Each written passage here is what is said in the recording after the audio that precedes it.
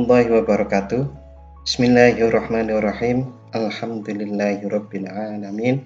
Wassalatu wassalamu ala asyrafil anbiya'i wal mursalin sayyidina wa maulana Muhammadin wa ala alihi wa ashabihi ajma'in.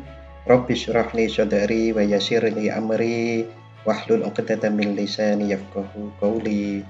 Rabbi zidni ilma warzuqni fahma, amin ya rabbal alamin.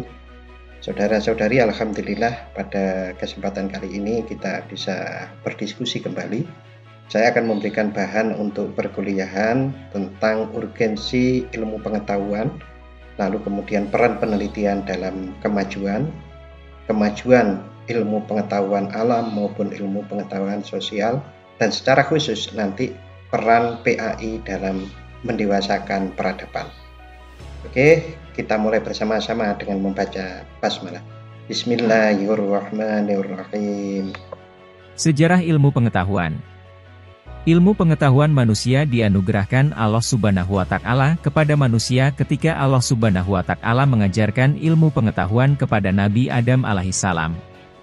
Sebagaimana tersebut dalam Al-Quran Surat Al-Baqarah ayat 31, yang artinya, dan dia mengajarkan kepada Adam nama-nama, benda-benda, seluruhnya, kemudian mengemukakannya kepada para malaikat lalu berfirman, sebutkanlah kepadaku nama benda-benda itu jika kamu memang benar orang-orang yang benar. Kata ilmu, sains, atau ilmu pengetahuan, dalam bahasa Inggris, science, dalam bahasa Arab al-ilm, memiliki pengertian, usaha-usaha sadar untuk menyelidiki, menemukan dan meningkatkan pemahaman manusia dari berbagai segi kenyataan dalam alam manusia. Ilmu adalah pengetahuan yang berasaskan kenyataan dan telah disusun dengan baik. Ilmu bukan sekadar pengetahuan, knowledge, tetapi merangkumi sekumpulan pengetahuan berdasarkan teori-teori yang disepakati dan dapat secara sistematik diuji dengan seperangkat metode yang diakui dalam bidang ilmu tertentu atau disebut ilmiah. Pengertian secara ilmiah yang paling sering digunakan, ilmu adalah kumpulan pengetahuan sistematis yang merupakan produk dari aktivitas penelitian dengan metode ilmiah. Pengetahuan merupakan akuisisi terendah yang diperoleh dari rangkaian pengalaman tanpa melalui kegiatan penelitian yang lebih intensif. Perkembangan pesat sains dan pengetahuan ilmiah, termasuk ilmu alam dan ilmu sosial dimulai dari abad ke-18 sampai akhir abad ke-20. Ilmu pengetahuan dan sains dalam dunia Islam. Ilmuwan Muslim menekankan jauh lebih besar pada eksperimen daripada orang-orang Yunani. Hal ini menyebabkan metode ilmiah awal berkembang di dunia Muslim, di mana kemajuan yang signifikan dalam metodologi terjadi, dimulai dengan percobaan dari Ibn al-Haytham pada optik dari sekitar tahun 1000, dalam bukunya Book of Optics. Hukum pembiasan cahaya dikenal oleh orang-orang Persia. Perkembangan yang paling penting dari metode ilmiah adalah penggunaan eksperimen untuk membedakan antara kumpulan teori-teori ilmiah yang bersaing di antara orientasi empiris secara umum, yang dimulai oleh para ilmuwan Muslim. Ibn al-Haytham juga dianggap sebagai bapak optik, terutama untuk bukti empirisnya tentang teori intromission cahaya. Beberapa juga menggambarkan Ibn al-Haytham sebagai ilmuwan pertama untuk pengembangannya terhadap metode ilmiah modern. Dalam matematika, matematikawan Persia Muhammad ibn Musa al-Khwarizmi memberikan namanya pada konsep algoritme, sedangkan istilah aljabar berasal dari aljabar, judul awal dari salah satu publikasinya. Apa yang sekarang dikenal sebagai angka Arab aslinya berasal dari India, tetapi ahli matematika Muslim memang membuat beberapa perbaikan pada sistem angka, seperti pengenalan notasi titik desimal. Matematikawan Sabian, Al-Battani, 850-929, memberikan kontribusi untuk astronomi dan matematika, sedangkan pelajar Persia, Al-Razi, memberikan kontribusi untuk kimia dan obat-obatan. Dalam astronomi, Al-Battani memperbaiki pengukuran dari Hipparchus, disimpan dalam terjemahan Ptolemy Megalesyntaxis, risalah terbaik, diterjemahkan sebagai Almagest. Al-Battani juga memperbaiki ketepatan pengukuran presesi sumbu bumi. Perbaikan yang dilakukan terhadap model geosentris oleh Al-Battani, Ibnu al-Haytham, Averroes dan astronom Maraga seperti Nashiruddin At-Tusi, Mu'ayyiduddin Urdi dan Ibn al-Shatir mirip dengan model heliosentris Copernicus. Teori heliosentris mungkin juga telah dibahas oleh beberapa astronom muslim lainnya seperti Ja'far bin Muhammad Abu M. Ashar al-Balhi, Abu Raihan Biruni, Abu Said Al-Siji, Qutb al-Din al-Shirazi, dan Najm al-Din al-Kaswini al-Khatib. Para alkimia dan ahli kimia Muslim memainkan peran penting dalam dasar kimia modern. Cendekiawan seperti Will Durant dan V.L. Garrison menganggap kimiawan Muslim sebagai pendiri kimia. Secara khusus, Jabir bin Hayyan adalah dianggap oleh banyak orang sebagai bapak kimia. Karya-karya ilmuwan Arab mempengaruhi Roger Bacon, yang memperkenalkan metode empiris ke Eropa, sangat dipengaruhi oleh bacaannya dari penulis-penulis Persia, dan kemudian Isaac Newton. Ibnu Sina atau Avicenna dianggap sebagai ilmuwan dan filsuf paling berpengaruh dalam Islam.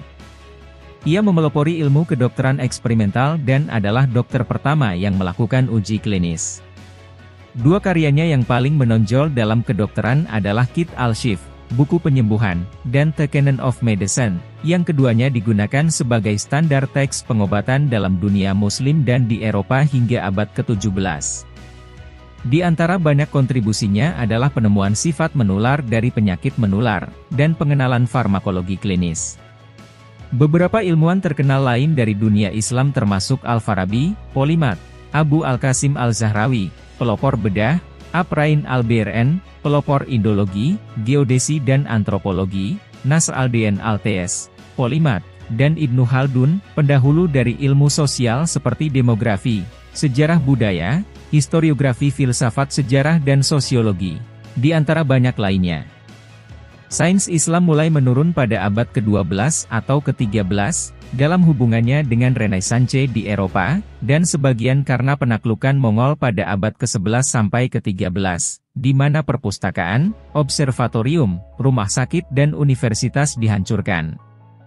Akhir zaman keemasan Islam ditandai dengan penghancuran pusat intelektual Baghdad, ibu kota Khalifah Abbasiyah pada tahun 1258.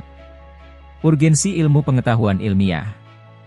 Dalam era modern dan era masyarakat industri seperti sekarang ini, peranan ilmu pengetahuan dan teknologi, yang didukung oleh kemampuan akal, dalam memajukan segala aspek kehidupan manusia sangat dominan sekali.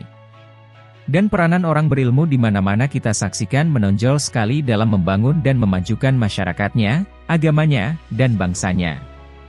Selanjutnya, dengan ilmu pengetahuan pula manusia yang diciptakan Allah Subhanahu wa Ta'ala sebagai khalifah di muka bumi ini mampu membuka tabir tanda-tanda zaman dan mampu memanfaatkan serta mengolah segala apa yang ada di bumi ini bagi kemakmuran dan kesejahteraan bersama. Dan dengan ilmu pengetahuan pula lah manusia dapat membuat sesuatu sulit menjadi mudah. Misalnya, kalau zaman dahulu kaum muslimin Indonesia yang pergi menunaikan ibadah haji memerlukan waktu yang berminggu-minggu bahkan berbilang bulan, tapi sekarang dengan ditemukannya pesawat udara, para calon haji bisa sampai ke tanah Arab hanya beberapa jam saja. Untuk meningkatkan ketakwaan kepada Allah pun dan juga beribadah kepadanya serta bermuamalah kepada sesama makhluknya pun kita perlu berilmu. Bagaimana seorang muslim dapat melaksanakan ibadah haji, misalnya, kalau dia tidak mempunyai ilmu, atau paling tidak tahu tata cara menunaikan ibadah haji? Berapa banyak kita menyaksikan kaum yang lemah yang tidak bisa mengubah nasibnya karena tidak berilmu? Disinilah letak perbedaan. Dalam Al-Quran Allah Subhanahu wa Ta'ala berfirman yang artinya, katakanlah, adakah sama orang-orang yang mengetahui dengan orang-orang yang tidak mengetahui? Quran Surat Az-Zumar, 9. Pendidikan agama Islam yang bertujuan untuk mengembangkan pribadi-pribadi yang bertakwa sangat berkepentingan dalam mengembangkan ilmu pengetahuan yang mendukung tercapainya tujuan tersebut. Diperlukan penelitian-penelitian untuk memfasilitasi tercapainya tujuan pendidikan agama Islam tersebut. Hal ini mengingat perkembangan ilmu pengetahuan yang menghasilkan peradaban seringkali menghasilkan peradaban-peradaban yang menyimpang dan berpotensi menghancurkan budaya dari peradaban atau bangsa. Pemikiran-pemikiran mainstream juga dapat berujung pada musnahnya peradaban. Hal ini memerlukan adanya pengelolaan yang baik terhadap budaya bangsa dan menjadi paradoks bahwa suatu bangsa memiliki budaya yang kaya di masa lalu tetapi kemudian peradaban bisa hancur karena adanya budaya-budaya atau nilai-nilai yang dibawa oleh budaya atau peradaban menyimpang. Urgensi pendidikan agama Islam. Oleh karenanya pendidikan agama Islam adalah pendorong perkembangan ilmu pengetahuan yang semakin mendekatkan manusia pada Allah Subhanahu wa Ta'ala dan sekaligus membentengi umat muslim dari terjerumus dalam ilmu pengetahuan yang salah arah dan berpotensi menghancurkan fitrah kemanusiaan dan menghancurkan peradaban. Pendidikan agama Islam sangat penting mengarahkan manusia dalam perkembangan disruptif ilmu pengetahuan ilmiah agar tidak menghancurkan dirinya sendiri, baik secara lahir maupun batin. Pendidikan agama Islam berperan mendewasakan manusia agar peradaban semakin dewasa.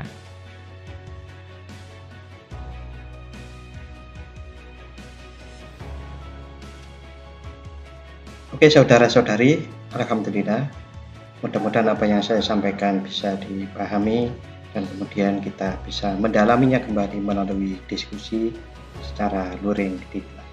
Terima kasih, kita akhiri dengan membacakan doa. Alhamdulillahirabbil alamin. Wassalamualaikum warahmatullahi wabarakatuh.